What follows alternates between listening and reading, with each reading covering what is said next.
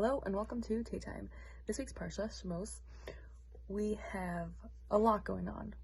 There's something specific that bothered me as I was going through the Pshat, and I don't know if people agree with me on this, and I'd love some feedback, but basically, Hashem comes to Moshe, right? And Hashem's like, Moshe, you're the guy. You're the one. I'm choosing you. You're going to take my people out of Mitzrayim. And Moshe responds, he says, Mi ani, who am I? God literally just told you, you're the guy I'm choosing. And I know that people do agree and say that Moshe is punished for how long he argued back and forth, that it took 7 days to get him to finally go. But for me, I'm so confused by the question of Mi ani. Hashem just told you. Hashem said, you're the one I want. This is what you have to do.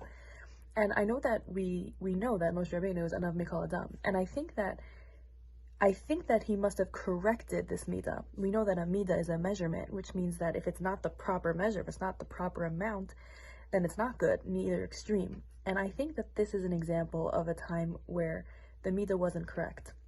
Because I don't think that anivas is doubting your self-worth, especially when Hashem told you what your worth was.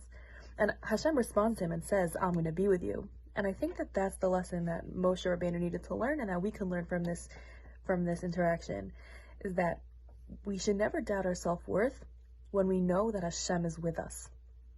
We should be able to take our self-worth from the fact that Hashem is with us and knowing what Hashem wants from us. And when we know what Hashem wants from us, we should never, ever, ever feel unworthy, because Hashem is with us.